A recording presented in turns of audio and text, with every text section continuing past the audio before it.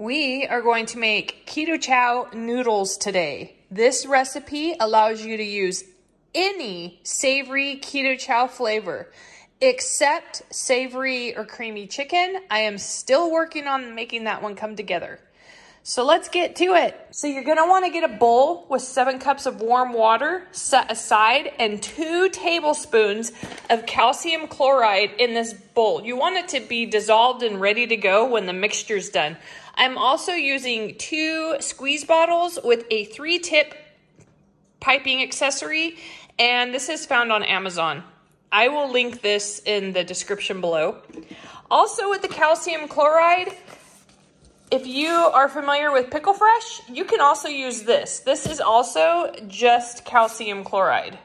I'm not sure if that will zoom in, but yes, you can use Pickle Fresh or just food grade calcium chloride. So 2 tablespoons to 7 cups of warm water. We'll be back to make sure this is dissolved.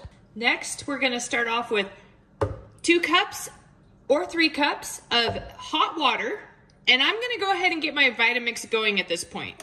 Turn it on, make sure it's on low. We're gonna start turning this. This right here is just over 2 cups. My recipe says 3, but it's okay to be in between.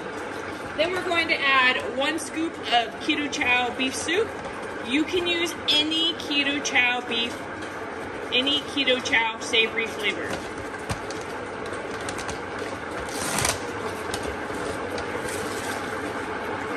We are still working on the creamy chicken. I think because it's a milk protein, it reacts a little bit different, but I'll get it figured out, I promise. So I'm going with the beef soup base for this noodle flavor. So we've got this going, and next we're going to go ahead and add 2 tablespoons of sodium alginate and 1 teaspoon of xantham gum. Right here is where your mixture is going to get very thick, and you're going to want to add more water. You'll notice in the recipe I have water added a few times, and you'll see why I do that right now. So there's 1 tablespoon.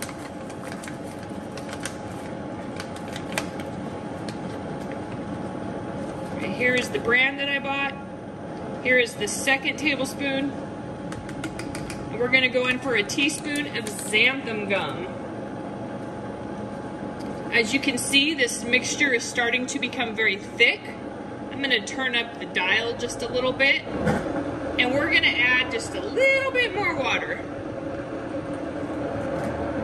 All right, let's go for our teaspoon of xantham gum.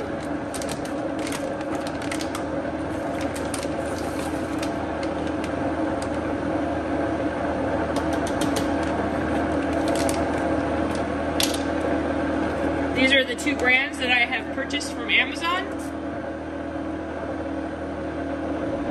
Sorry if this is not focusing.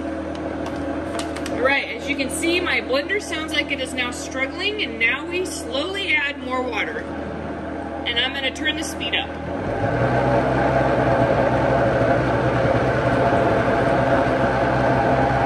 I'm gonna turn it down for a second. I'm going to end up adding the rest of the water, which was another 1/2 cup and a full cup.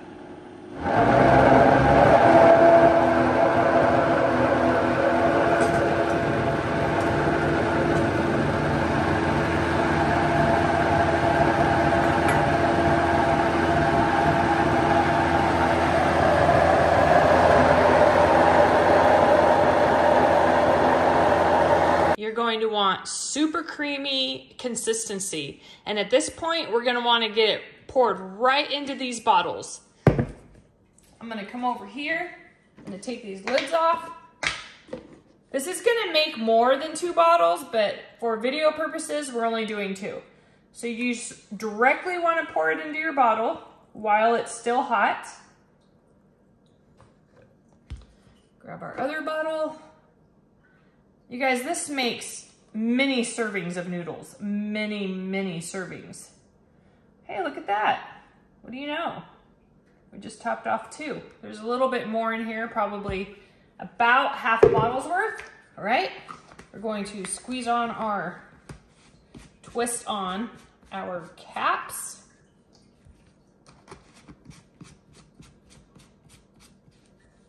These are ready to go. Now, before we get started, I'm gonna make sure the calcium chloride is all melted, dissolved, whatever you wanna call it, and mixed up. This is why I like to get this bowl going first. Looks good. All right, I'm gonna move you guys a little bit closer so that you can see the magic happen.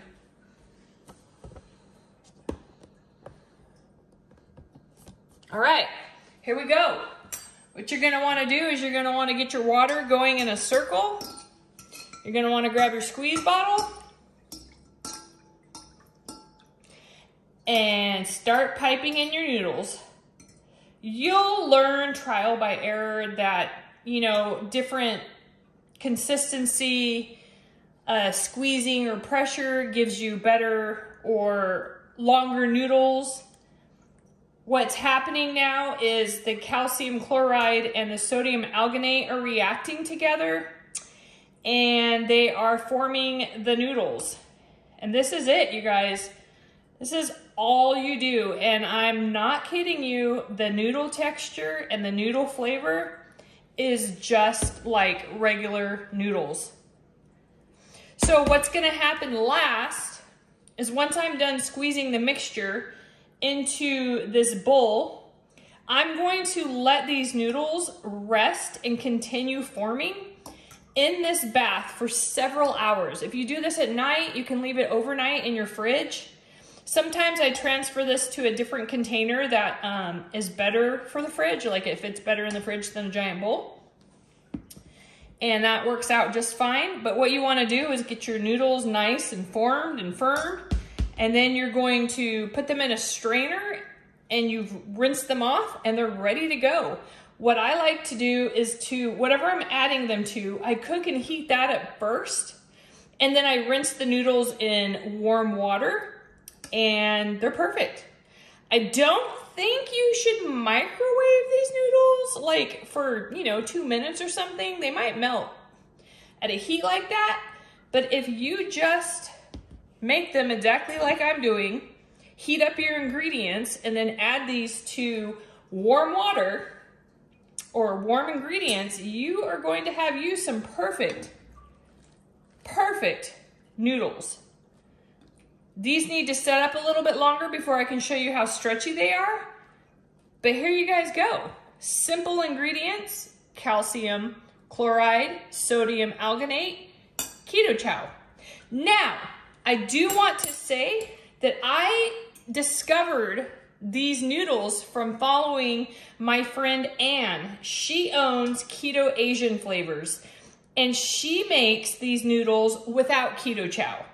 And she is able to do that, and I'm going to link her channel and her recipes below. You can use stuff like egg yolk powder and a few other ingredients that do not take keto chow whatsoever, and you can still make noodles. So what I'm bringing to you is the keto chow version, and what she's bringing to you is a regular version. And she even has a spaghetti version where she uses powdered egg yolks. She's freaking amazing. Go follow her, Keto Asian Flavors. And then here we go is for my second piping of the keto chow noodles. This is all you do. I'm gonna leave these in the fridge. We're using these for dinner tonight, so as soon as I'm done doing this, they'll go in the fridge, and around 5 o'clock tonight, I'll take them out and rinse them. If you're wondering how they're holding up, here you go. You guys, these are noodles. These are noodles, and we're keto. All right, I hope this helps. Sorry that it took me so long to get it out. I hope you guys love this recipe. There you go. Keto chow noodles. One more time, let's show the ingredients. We have sodium alginate. We have xantham gum. We have calcium chloride. And last but not least, we have our keto chow. I I do have a link for 10% off Keto Chow too. That'll also be in the description. Love you guys. Bye.